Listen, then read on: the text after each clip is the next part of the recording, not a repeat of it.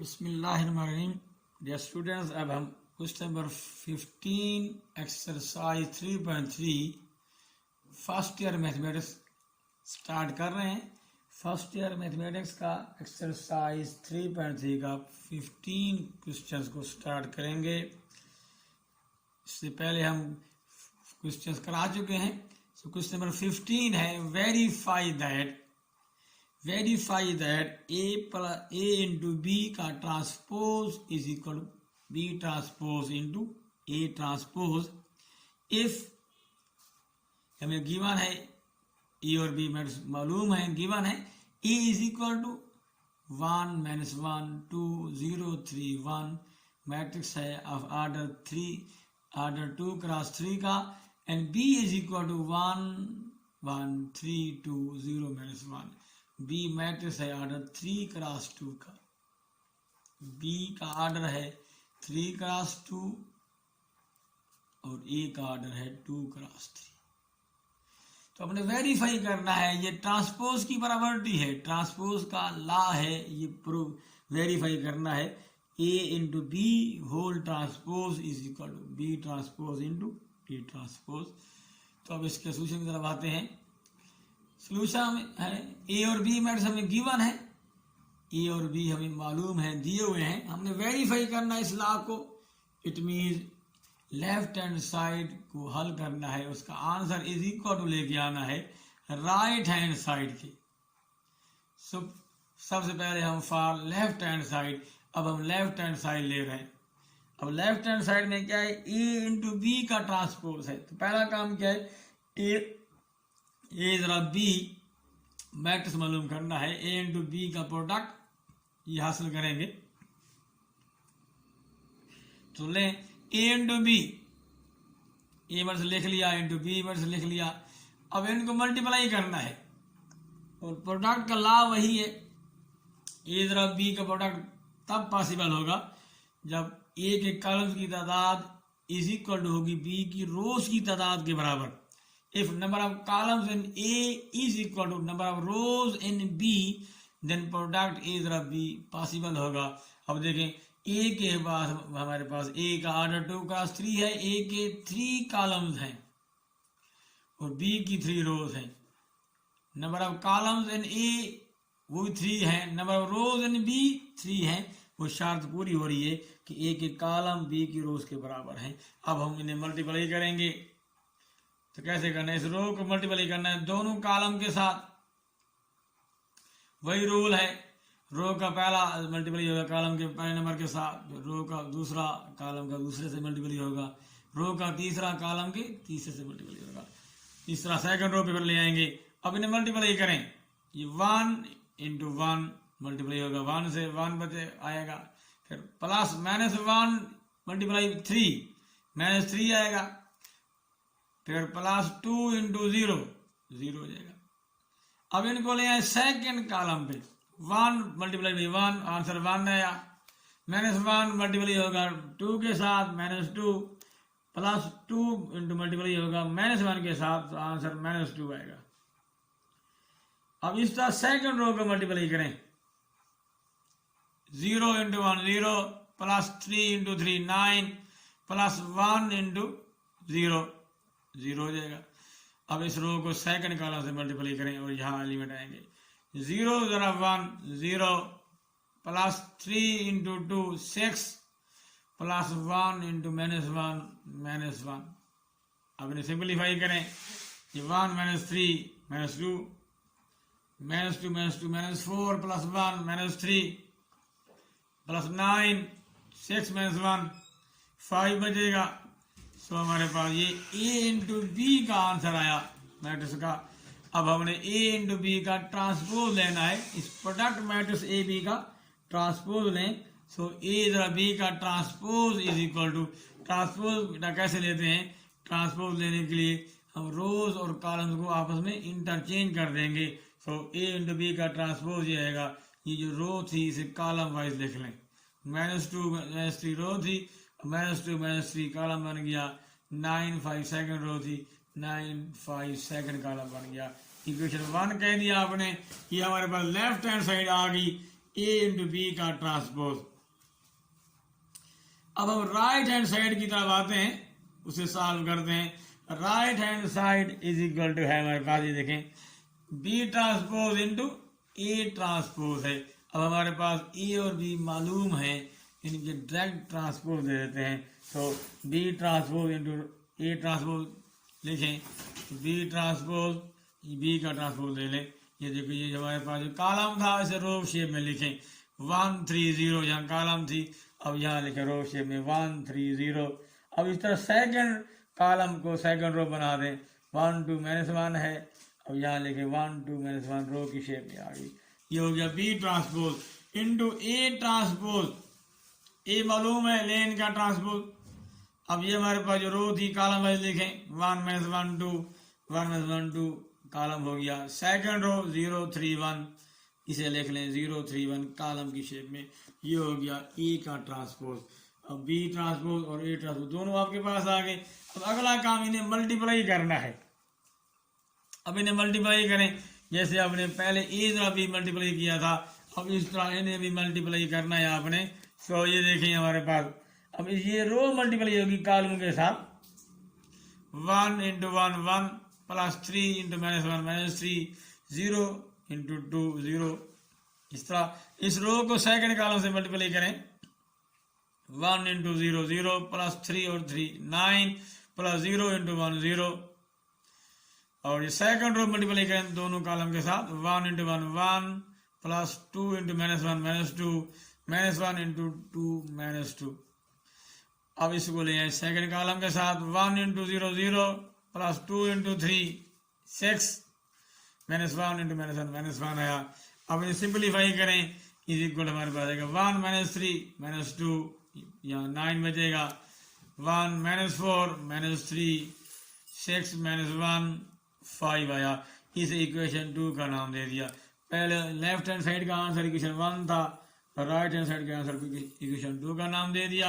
अब इन दोनों इक्वेशनों को देखें, फ्रॉम इक्वेशन 1 and 2 को देखें, दोनों का आंसर सेम है, दोनों का आंसर सेम है। सो हम कह सकते हैं from equation 1 and 2 it is clear that A into B का ट्रांसपोज इज इक्वल टू है B transpose into A transpose. So ये प्रूव हो गया A into B transpose is equal to B transpose into A transpose. अब हम question number 16 को करते हैं 15 के बाद। ये बिल्कुल सेम है और यहाँ पर इनवर्स का लॉ जो है वो यहाँ पे उसने वेरीफाई किया हुआ है।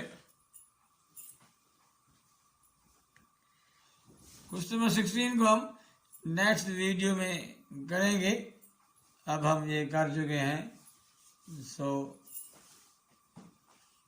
अल्लाह हाफिज। अब हम क्वेश्चन नंबर 16 को करते हैं। क्वेश्चन नंबर 16 ये है, if A is equal to matrix है 2 × 2 ऑर्डर का, A is equal to 2 -1 3 1, verify that A inverse का transpose is equal to A transpose का inverse. So left hand side इसकी पहले लेंगे, ए इनवर्स का ट्रांसपोज लेंगे, फिर ए ट्रांसपोज का इनवर्स लेंगे। सो ए इज इक्वल हमारे पास है 2 -1 3 1। तो ए का डिटरमिनेंट लें पहले for left hand side, A mod 2 -1 3 1। बिल्कुल ईजी है, आपको मालूम है। ये देखिए वक्री अरकान को जरा दें आपस में, 2 × 1 2 -3 प्लस 3 हो जाएगा, 2 + 3 5 आया। और यही ए ट्रांसपोज का मॉड है। सो अर्जेंट ऑफ ए देखें, अर्जेंट ऑफ ए बिल्कुल ईजी है। वक्री अरकान की जगह चेंज कर दें और गैर वक्री अरकान की अलामतें बदल दें। ये देखिए 2 1 था, 1 2 हो जाएगा, -1 + 1 हो जाएगा, +3 -3। ये अर्जेंट ऑफ ए है। इस तरह अर्जेंट ऑफ ए ले लिया। अब राइट हैंड साइड में क्या था, ए ट्रांसपोज का इनवर्स था। अब ए का ट्रांसपोज लें, ए ट्रांसपोज रोज को कॉलम में चेंज कर दें। ये 2 -1 रो था, 2 -1 कॉलम बन गया, 3 1 रो की शेप में था, 3 1 कॉलम बन गया। ये ए ट्रांसपोज आया। अब ए ट्रांसपोज का जो मॉड है वो भी अब ले लेंगे डायरेक्ट, वो भी 2 + 3 5 आएगा। डिटरमिनेंट ए ट्रांसपोज का मॉड लें, डिटरमिनेंट लें, 2 + 1 2 -3 +3 हो जाएगा, 2 + 3 5 आया।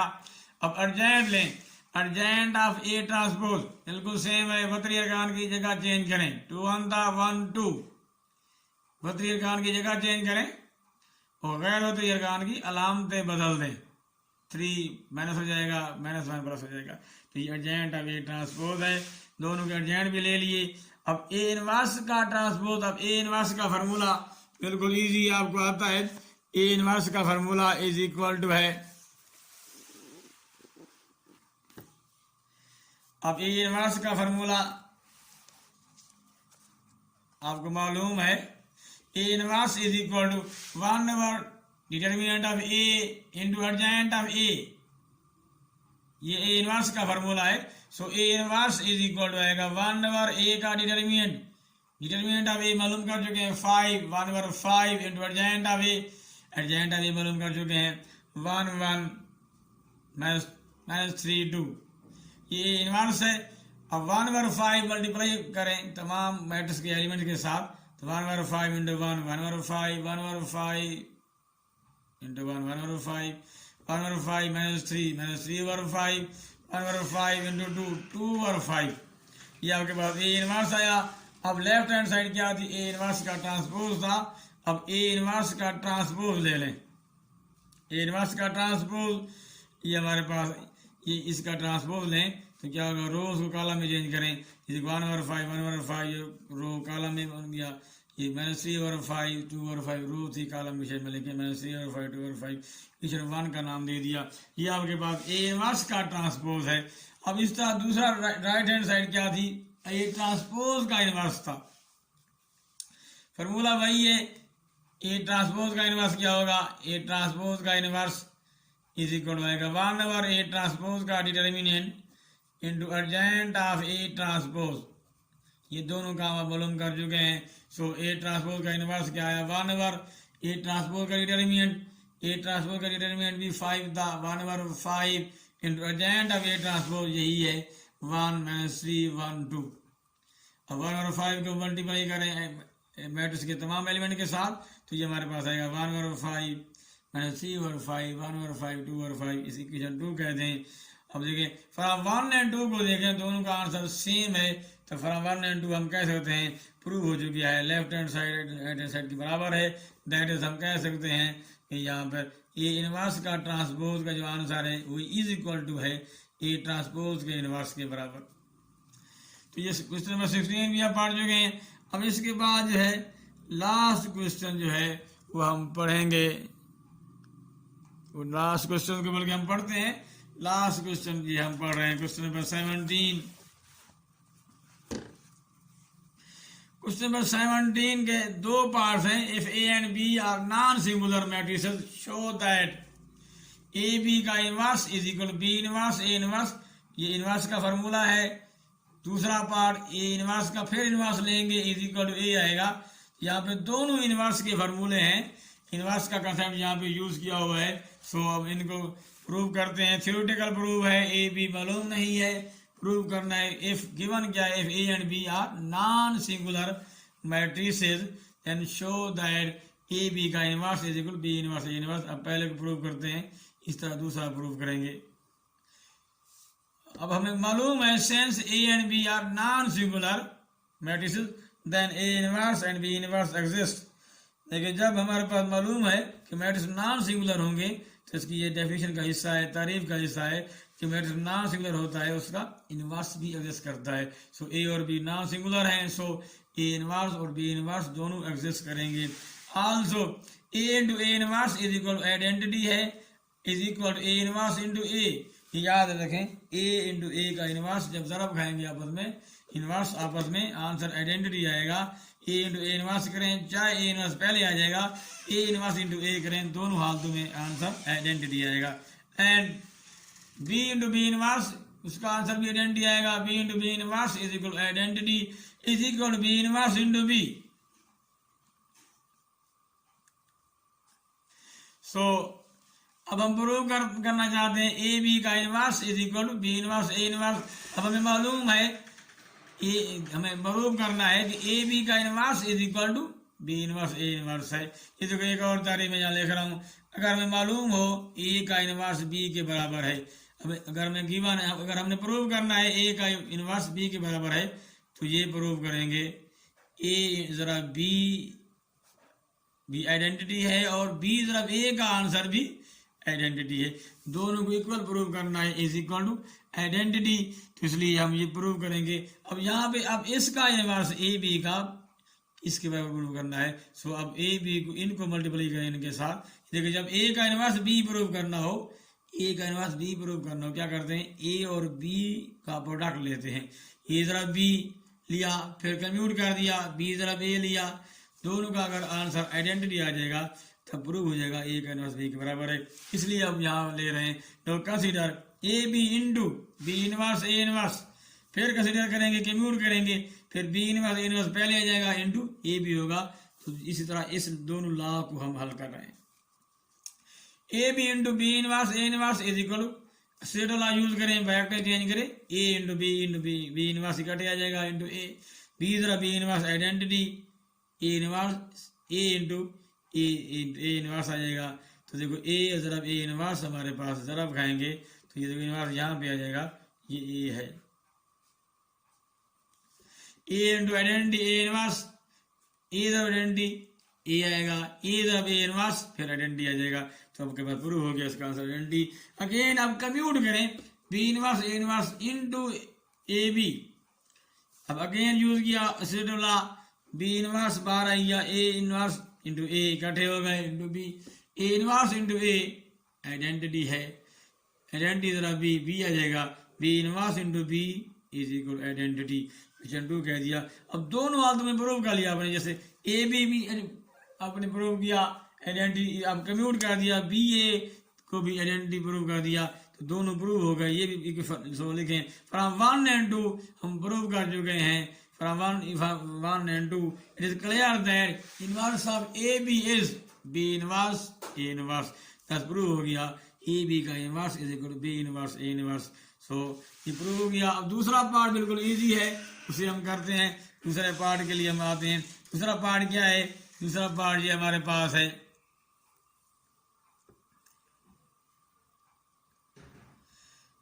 यहाँ पर आपने ये इक्वेशन 1 हासिल की, अब कम्यूट कर दिया बी इनवर्स ए इनवर्स पहले आया इंटू ए बी, अब सेट यूज करें, बी इनवर्स बाहर आ जाएगा, A inverse into A into B, A inverse into identity आया, आइडेंटिटी जरा बी बी होगा तो बी इनवर्स इंटू बी बचेगा, बी इनवर्स जरा बी आइडेंटिटी आएगा, तो आइडेंटिटी प्रूव हो गया। तो अपने प्रूव कर लिया ए बी का आंसर भी आइडेंटिटी है, और फिर कम्यूट किया बी ए का आंसर भी आइडेंटिटी है। 10 फ्रॉम इक्वेशन 1 इसे 1 का दिया, ये 2 हो गया। From 1 and 2 it is clear that inverse of A B is B inverse A inverse, 10 prove हो गया ए बी का इनवर्स इज इक्वल टू है B inverse into A inverse. अब दूसरा पार्ट ये है ए इनवर्स का फिर inverse is equal to A का डबल इनवर्स ए के बराबर है। वही बात है, सेंस ए हमें मालूम है A is non singular matrix, हमें गिवन है A is the non singular matrix, so A inverse exist करेगा, ए जरा ए इनवर्स का आंसर आइडेंटिटी आएगा, ए जरा A inverse is equal identity, फिर A is equal to A into A inverse, A inverse into A के फिर convert कर दिया। अब हमने प्रूव करना है कि ए इनवर्स का इनवर्स आइडेंटिटी के बराबर है। अब मैं यहाँ पे लेट कर देता हूं, यहाँ पे ये देखें C is equal to A inverse से, तो यानी अब हम प्रूव करना चाहते हैं कि C का इनवर्स A है। अब मैंने ए इनवर्स को C लेट कर दिया, यानी प्रूव करना है C का इनवर्स A के बराबर है। अब C का इनवर्स A तब होगा जब मैं ये प्रूव कर दूंगा C जरा A भी आइडेंटिटी है और A जरा C भी आइडेंटिटी है। अब C जरा A कम्यूट करें, जब A का इनवर्स B प्रूव करना हो क्या कर रहे हैं, जब ए का इनवर्स प्रूव करना है बी के बराबर, फिर करेंगे ए जरा बी आइडेंटिटी के इक्वल, बी जरा ए को भी आइडेंटिटी के इक्वल प्रूव करेंगे। तो सी जरा ए, अब सी क्या है ए इनवर्स है, सी ए इनवर्स को लेट किया था सी, तो ए इनवर्स इंटू ए आइडेंटिटी हो गया। अब कम्यूट करें ए सी, ए इंटू अब सी ए इनवर्स है, A into A inverse identity आया।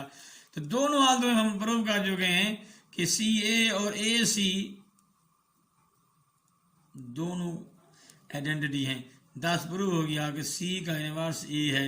सी क्या था, सी हमारे पास है ए इनवर्स, प्रूव हो गया ए इनवर्स का फिर inverse A is equal to identity, यानी ए का डबल इनवर्स आइडेंटिटी प्रूव हो चुका है।